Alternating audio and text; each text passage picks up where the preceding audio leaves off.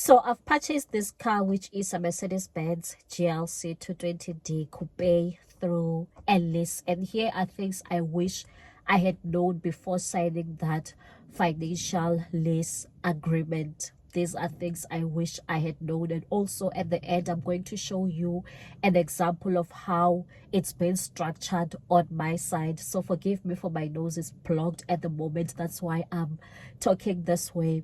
So on this video, I'm not going to be talking about whether leasing is a good option or buying is a good option. I've already done such a video. You can check the link to the video or also check it on the description, whether you should be going the buying route or installment sale agreement, or you should be leasing your car. So firstly, it's important to make sure that the car that you are leasing, it has a high residual value. It has a high residual value, meaning that it must at least be over 50%, over 60%. So when I calculate the residual value on my side, my residual value lies at 65%, which is quite good, because remember how you pay for a lease, you're paying for the depreciation. So how it's calculated, it's based on the depreciation, and the depreciation is the difference between the retail value of the car or the market value, market selling price of the car minus that residual value. So if you get it to be quite lower, that depreciation amount, it means that you're gonna end up paying even less. But also they also put in your finance charges and even add in your taxes and other costs to that amount. So it's not only just the depreciation. So secondly, it's important not to trade in your car. You might have a car right now that you feel like you want to trade it in. If you are doing a lease, please don't trade in your car.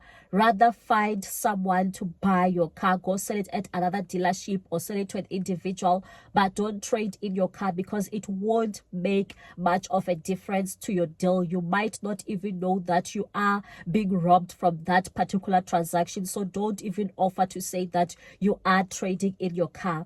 And then number 3, don't even put a down payment or pay any deposit. There's no need to be paying a deposit when you are busy leasing a car. 4, you can negotiate the sales price that they are charging you.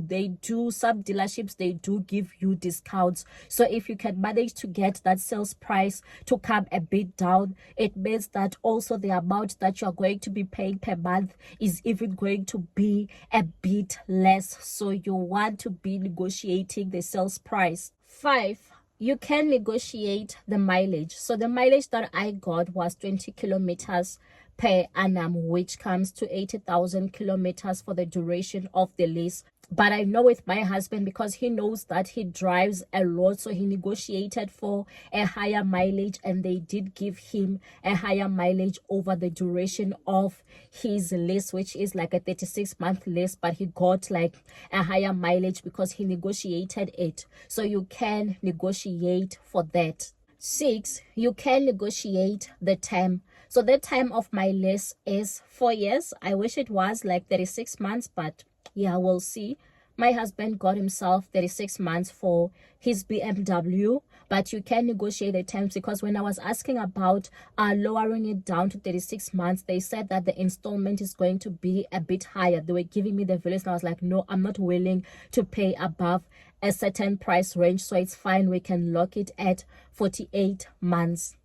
Number 7, you can also be able to negotiate the interest rate. So you must check the interest rate that they are offering you. Is it a competitive interest rate? If it's not, then that deal is not worth it. I also tried to negotiate on my side, but I was not successful. I was told that for all their leasing deals, that's how they charge. They were charging at prime +1, but I know with BMW, they were charging, I think they only charged my husband at prime for their leasing option. So these things, they do vary. You want to do your homework. You want to be shopping around for a better deal. So what happens when you want to be returning the car before the lease ends? So in my case, the lease is 48 months, meaning that it is 4 years. Yes, I can still be able to return the car before the lease ends, but then they will have to do an assessment on the car to see what the car is worth. Other people have returned sold their car and they found themselves to be like on the money or in the money, meaning that the car is worth much more, that they even have like a surplus to it, which is quite good.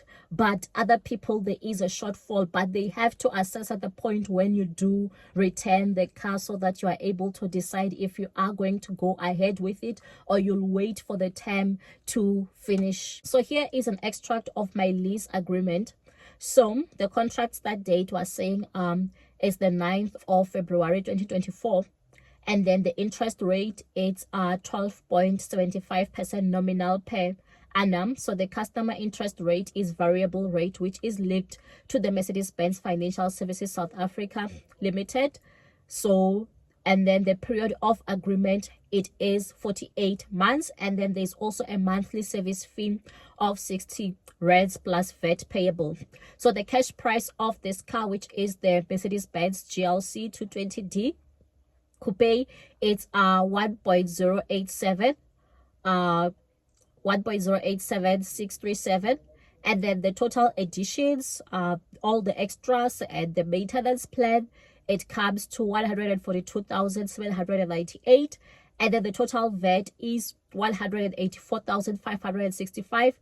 So if I were to pay cash for this car, I would have paid 1,415,000, and then down payment, I said that I'm not paying any deposit, and then the principal debt, it is that amount, which is the total cash price, and then there is also an initiation fee of 1,207, and then also the principal debt, they've added those other costs, and then they added finance charges, which are 623,223, and then they added the balance payable at the end after adding the finance charges, which is 2,039,431 rands.